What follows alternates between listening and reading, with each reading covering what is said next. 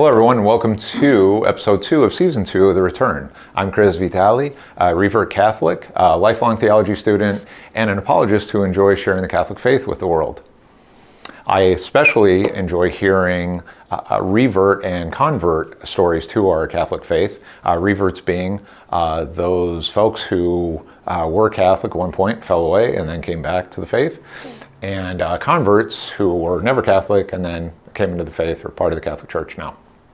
In this episode, I am interviewing Stephanie Jackson.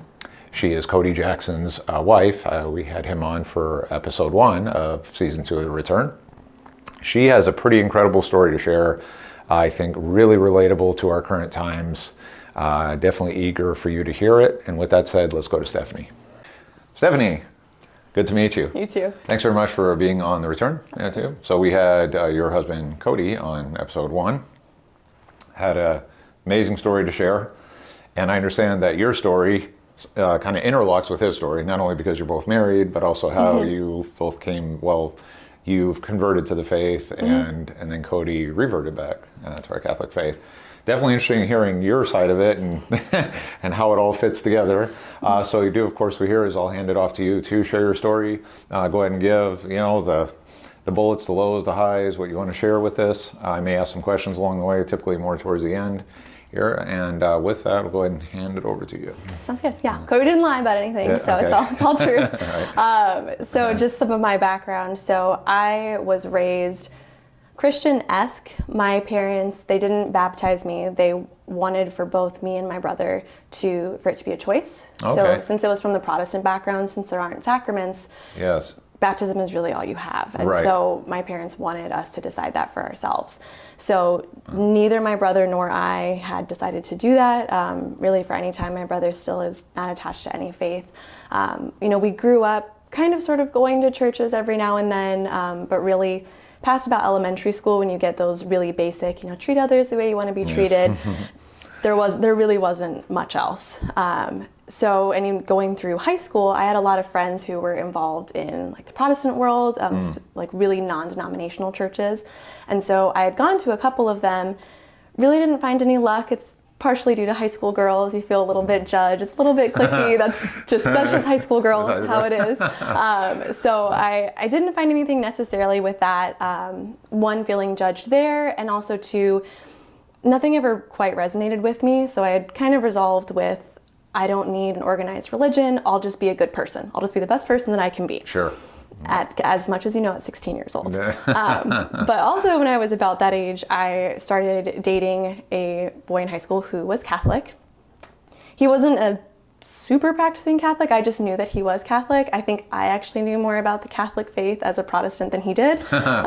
So he is my now husband. So you'll hear him talk about that, he didn't know that Protestants weren't under the authority of the Pope. And so that was something that we talked about. And just as a Protestant, you often learn a lot of judgments against the Catholic Church. Yeah. So I'd always known those, and never in my wildest dreams would I think today that I would be Catholic because of that. So so really just no faith background really growing up. Come college, I actually decided to go to a Jesuit university, not specifically for any faith part of it, just because it was out of state. I wanted to go out of state. And Cody and I did long distance while he was at ASU. Wow. And college was good and bad. It definitely has a role in my faith journey. I did a study abroad program where I lived in El Salvador for about 6 months. And what was really cool about that is anyone who knows the background of El Salvador, they had a really brutal civil war, and part of it had begun with the murder of Jesuits on their campus called the UCA. It's their Central American University. And so my university did a program with theirs where it was really focused on the Jesuit perspective of preferential option to the poor, still taking religion classes, albeit it was a class in liberation theology. So it still had a tweak. It still had what I'll call a university tweak to a lot of Catholic teachings. Yeah. So it was good and bad, because for the first time really ever, I was drawn into faith, and specifically the Catholic faith, I really could tell that there was a depth to the Catholic faith that I wasn't seeing before, that I just had never really come to understand. I was very interested, and my roommate at the time was also Catholic, and she was a very well catechized, still practicing Catholic. So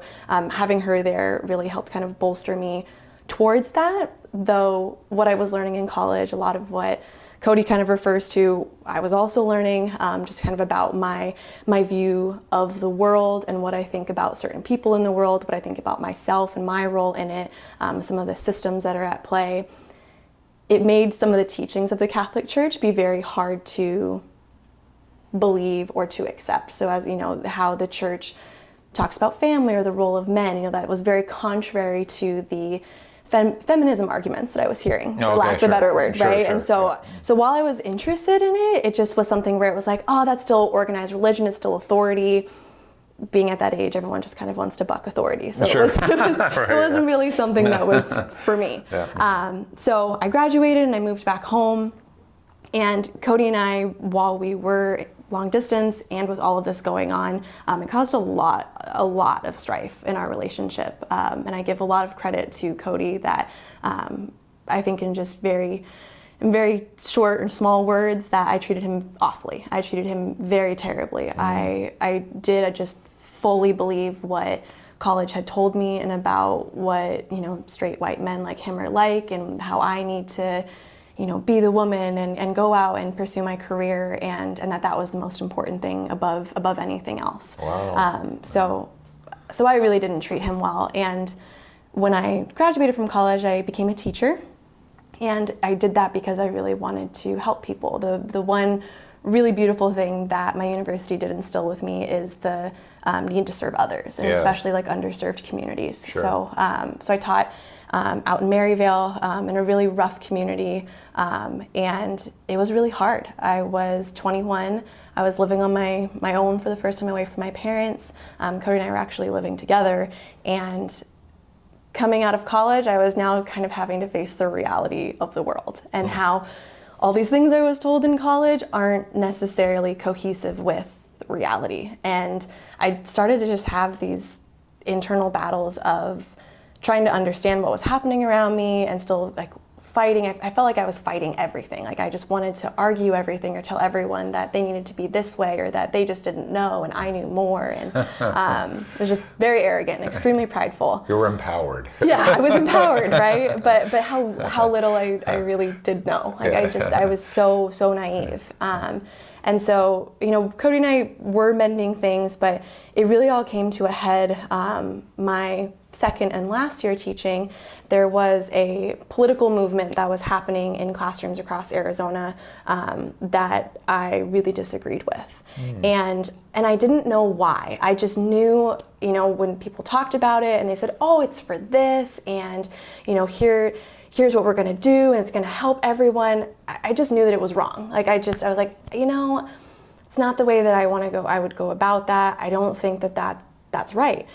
And that was met with a lot of judgment, and not just judgment, but seclusion. I at that point became very isolated in my school. I think that I likely was the only person in my district who didn't agree and who didn't want to pursue this route for teachers and for students. And that was kind of the culmination of kind of this internal turmoil that I had been feeling really since college.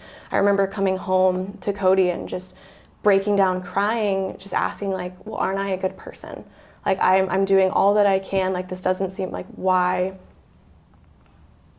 am I doing wrong? Like why am I not being accepted? I'm doing all these things that my university told me to, and I still can't be good enough. Or the minute I divert one thought away, I'm just as bad as, you know, the worst straight white males that my university told me that I was, right?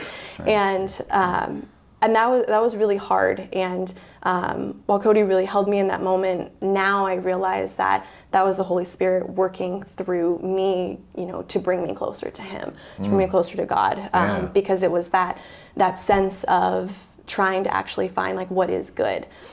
So much of what universities teach and what I had fallen victim to by my own choice, but what I had fallen victim to nonetheless was the my truth game, that everything is subjective, there's no objective truth, and that, you know, you can just kind of go with what society is telling you you're supposed to. That's what you're supposed to follow. And that case with what had happened to me in the classroom made me realize that I needed some capital T truth, and I wasn't finding it anywhere. It wasn't any better for me now that I had left the university. It wasn't any better now that I was teaching in this underserved community. You know, I was told this was going to fulfill me, and it was not. There was no part of me that was happier. I think I was even more miserable. Yeah, so you're really in the thick of all that, right? Experience. Yeah, continue. Yeah. Wow. So it just was, you know, and I'm a very emotional person. And so it was just really hard day after day to show up for my students and to try to get along with my fellow teachers while trying to stay true to my beliefs, whatever my beliefs were. I was even questioning those while still trying to get through. And so really at the time, I still wasn't quite realizing that it was God trying to connect with me and trying to pull me back to him. So at the very least, the first thing I did was I got out of the classroom, and that was huge. But even during that time, what I did notice is that as Cody and I had been together this whole time, I'd gone to Mass with him a few times. We did Christmas and Easter, and so I knew what it was like to be at a Mass. I didn't know the rituals. I didn't know. I, of course, didn't go up to receive Holy Communion, but I never felt judged there. And so that already was very different than any of my other experiences that I'd had at just other churches, no matter the denomination. But while I was really struggling still in the classroom, I had started to ask Cody if we could go to Mass more, because I knew that no matter what was going on in my head or how unsettled I felt, when I went to Mass, although I still didn't quite feel like that full participant, I felt a sense of calm while I was there. I just felt, I felt at ease, and I wasn't getting that anywhere else. It didn't matter. I had started running a lot because I thought maybe I'll do physical activity and it'll settle me, but it just wasn't doing the trick. No. And so we started to go more and more, and I left teaching, and that did a lot for me personally, just kind of getting out of that environment. We kept attending Mass pretty much every week, it felt like. And as I got a new job and I was much happier there, I still kind of felt unsettled. And I think I always talk about St. Augustine's quote of "Our hearts are restless until they rest in you." And he's talking about God, and he's saying that even though I thought I had narrowed it down to this teaching environment that caused me it was really something more than that. And that it was really God that was reaching out to me to become more in a relationship with him. And I asked my questions to Cody and to my friend who was in college a little more about the faith. I had all the typical questions of, what are the saints? Like, why do you pray to the saints? Like, why Mary? Because it's so foreign to, for me, because I'm not Catholic. I had no background at all in it. And eventually, kind of with some of those questions answered, we were just driving by our home parish, St. Andrew's, one day. We lived at that time really close to the area, and I almost just blurted out, I want to become Catholic. And it was just kind of came out. And Cody was driving, and it probably wasn't the time to say that because I think it surprised him, and it probably wasn't very safe with him driving. But, he of course was all on board. And so I signed up the next week and went to classes, and I had asked Cody to go with me because I was nervous. And while we were both there, Kim, who was our RCIA coordinator at the time, had mentioned to Cody, well, are you confirmed? And he wasn't at the time, as he mentioned, so he hopped into the classes with me, which proved to be such a big part, not only of my experience, but in healing our relationship that was so severed from what we had learned, like what I had learned and had really taken on when I was in school still. Right. And little did I know, and Cody mentioned this too, that he had planned for months a proposal the next weekend after I had started RCIA. So I didn't know, and of course, I had said yes, but we were able to get married within about 3 months, and we went through all the marriage prep process, which ties so well with RCIA. And I think Cody described it this way, which is so true, is we both just felt like every day or every week that we would go, whether it was marriage prep classes or RCIA, we would just sit there and just feel like we're like drinking water that we didn't even know that we needed. And it was so thirst quenching that we had never received any of this from anywhere else in our lives. And, we felt like we mattered. I felt like I mattered. I understood, okay, this is what's good. Like the Catholic Church actually lays out, moral good, the capital T truth, it was letting me know, like, you're not crazy, like this is where you're supposed to be, and that, we want to welcome you here.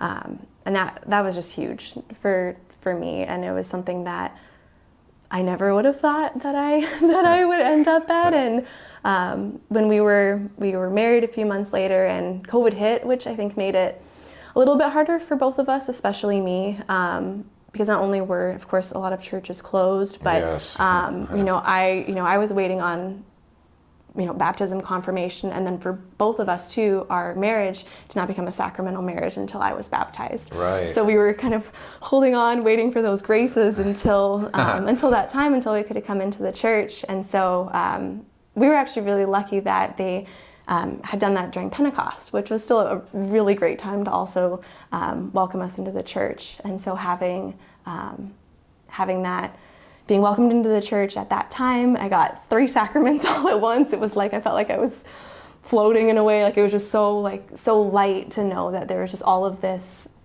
love. I really think that God had shown me, and that He was letting me know, like, this whole path, this whole time, I've been here, I've been walking with you. You just didn't necessarily know or know how it was going to work out. And it's not that our lives are easier now necessarily. It's not that we're without strife. We don't have, no one's marriage is perfect, as an example. Right. But having, a sacramental marriage and just having God in my life, and specifically with the Catholic Church, it makes going through the inevitable trials and tribulations so much easier. Yeah. And that I know who I am. I'm not questioning now, what people tell me that I am or who I am. I just know I am that beloved daughter of God. Like, I am unique and I am important, and that I have a purpose behind it all. Right. And our lives are so happy with our son. I know that That's awesome.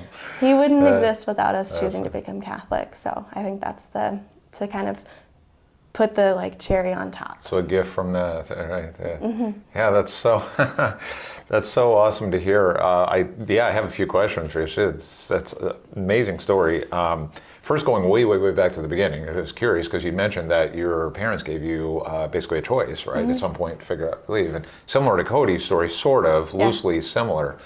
Do you find, I don't know if maybe more even a generational thing or what too, but did you have, say, friends or family or at that time that were in sort of similar circumstances? Like, has this become more popular, say, in the last, say, 20 to 30 years, couple of generations of, and I've heard this actually, so I'm kind of answering my own question because I've heard it from my perspective, being kind of in the Gen X category of, having friends or, family are like, well, when I raise my kids, they can decide later on, right? I'm not going to indoctrinate them early on or how they look at it. But you found that as more of a common sort of trend out I think there? so. Yeah. I think that just with religion in general, like not just Catholicism, I mean, really too, even like from the evangelical perspective, you're starting to talk about hard truths with children, how to raise them and what's right and wrong. And that's not the narrative we're told now in secular society, is that there is no objective right and wrong or good and evil. And so that makes it really hard. And I think a lot of parents want to be friends with their children, and so they don't want to evoke know that this is how it is. And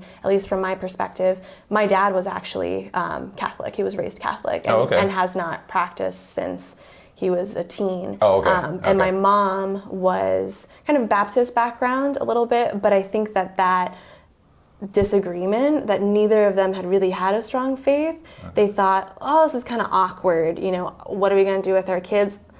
Let's just let them decide. And I don't want to call that, it's not laziness on my parents' part, it's not the right word for it, but I think to almost avoid some of those uncomfortable conversations with each other and then with their kids, they just said, we'll give you the very basics and then you decide from there. Yes, yes, yes. Thank you for that. Yeah. So now fast forwarding back more to the end of this and your marriage now with Cody and family, and you said something with that, right, exactly. Marriages aren't perfect, right? And you know, it takes a lot of work but really connecting, right? And so, you know, you both realize together that you're bound, you know, together physically and spiritually, right? You're in this physical and spiritual union together, right? And wanting to have that, always keeping that in mind as your core, right? Your foundation and your faith journey together. And also you mentioned that you're now, you and Cody are helping with natural family planning, teaching that. So what would you say to couples, or let me ask it this way actually, have you encountered couples out there, maybe more in a sort of secular sense, or how has that been with couples who maybe don't have the same grounding you and Cody do in your faith, right? And then you see some of the challenges because you see maybe, looks like they need to get God, or sometimes they need to have that in their life. Like, how's that been now, you know, I think it's hard for the two of us because, you know, we're not perfect, right? You know, we lived together before we were married, right? So it can very easily come off as judgmental, right? Or holier than thou, right? Which is so, you know, so not the. I mean, I was on birth control for 7 years. You know, I mean, not even knowing that it's an abortifacient, like not even understanding that. And so, you know, I think both of us carry that as part of our journey to know. So it makes it hard to talk with people. But I mean, there are small things where I was working with someone and she had mentioned something about finances with her fiance. And it was something about kind of tit for tat. He does this, I do that. And I didn't know how to put it not a nice way, but it was hard for me to almost explain, like, you're going to get married, you know, if you're entering into a marriage, you know, there is no your money and his money. It is yours. You're joining together. And you know, and this woman was exactly how Cody and I were, where they've lived together for a few years, right? And they're just deciding to get married, but they don't come from a faith background. And so I'll always say what Barb Lishko, who's our marriage coordinator at St. Andrews, she very poignantly asked Cody and I, when she found out we were living together, she just said, so why get married? Like, what is going to be different about that? And we didn't know how to answer it at first. We just thought you do it because that's what you do. That's what you do. You know, you've been together for 8 years. Everyone's been telling us to get married. But it is that true union that I think that without faith, a lot of people miss, or without having God as part of that relationship. Right. Yeah. Great way to put that. And a final question for you. I'd ask this to Cody as well.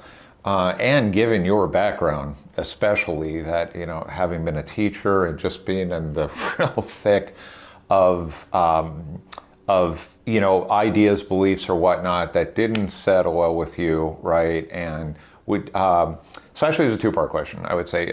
First I want to ask, in that environment, just out of curiosity real quick, did you find that it was more that you saw that this was being more sort of mandated or kind of forced on the, you know, in the teaching community, or is it more that it was being promoted, it's heavily promoted, and that if you didn't accept, you just were marginalized, like you felt then marginalized, or there were maybe some, you know, in your interactions with people too, then it became more obvious that you were now the outsider. It was more like that. Yeah, it was more of just, there was, you know, most teachers had a general leniency towards a certain thought process or certain beliefs, and then once it's kind of found out that you were not in that realm, you know, you just don't fit in. And not every school is that way. Right, sure, right. You know, it just happened to be, and environment-wise, it was kind of, So let me ask this then too, because you had been in that environment, and my final question to you is, what would you say to folks who maybe they're right now struggling with truth, what that means, or hearing a lot of, like, you know, subjective truth that, you know, have my truth versus your truth, or what, and just people feeling lost and that trying to understand that and trying to grapple with it, deal with it. What would you say to those folks? Pray, I think is the first one. Even if you have never prayed before or you don't know how, just lay your heart out and you know, God God will be there and he will answer. And, I found so much peace in Mass, just attending Mass or attending adoration. I mean, we have so many unique things to our Catholic faith to help just get you through that aren't just prayer, and if you are a confirmed Catholic, even if you're a baptized Catholic, go to confession, go to the sacrament of reconciliation, because it's so important to look at yourself and try to figure out what maybe am I doing that's putting myself in this situation. I know Cody talked about Jordan Peterson a little bit and about putting yourself in order before telling all the world what to do. That's right. And I think that is really the crux of reconciliation, and being able to face that first to move on, and just to find community. And I do think for me it was to have a spouse. Cody was the man that I needed, but he was also a man. So he was able to take my emotions and support me, but also be real with me about when I needed to be realistic or move on. Nice. And you can have those types of male figures in many different ways, whether they're fathers or priests. But at least from a woman's perspective, to have that logical perspective to help walk you out of when you feel like you're in a crisis is really helpful. Yeah, good. Really balancing each other out too. Yeah. And another excellent point, and I'd say, as I said with Cody, thank you very much again for sharing your story here too. Really amazing, the two of you together, and how far you've come along, where you're going with it. So again, a real pleasure, and nice meeting you, and thank you. Well, Stephanie's story is a powerful one, and unfortunately all too common one right now in today's day and age. But Stephanie managed to rise above so many challenges in her life, so many ways that she could have been pulled away from a relationship with God. Starting with, well, she was pretty well formed in her Christian faith as a kid. Was a Protestant Christian, and did have a relationship with Jesus Christ, and how she understood it at the time. But then eventually started to have her own questions and doubts, and fell away from that, mostly due to some time in college, in her university years, where she was exposed to many different types of ideas and beliefs and prejudice similar to what her husband Cody experienced when he was at university, and he is in episode 1 of season 2 of The Return. Encourage you to watch that as well, because it connects very well with this story. And so both Stephanie and Cody were at university around the same time. And Stephanie, again, she was exposed to a lot of what we kind of buzz phrases we hear of my truth versus your truth, and certain groups being oppressors versus others being the oppressed, and her actually building a lot of her own hostility towards different groups and different ideologies that she now found as is going against how the world should work, whatnot. So she actually ended up exploring some pretty radical ideologies and getting into, say, for example, postmodernism and Marxism, etc. Then suddenly had a kind of wake-up call with that she felt really, suddenly really troubled inside, what had she become? And was really right for her to think how she was thinking then, and including even taking some of that out on Cody as they dated through the college years, because sidebar, they actually met as they were high school sweethearts, and then went to college together, separate colleges, but then we're back together, and they're now married and have a little toddler. But going back to Stephanie's story, she did manage to pull herself out of much of that darkness and really question herself, and becoming maybe more self-absorbed in her thinking, or how to view the world around her, and a lot of the influences she was getting again in college. But then between her and Cody, they went on a faith journey together, him being a revert and Stephanie being a convert to the faith. Sounds like an amazing experience going through the, it's called RICIA program for, becoming Catholic.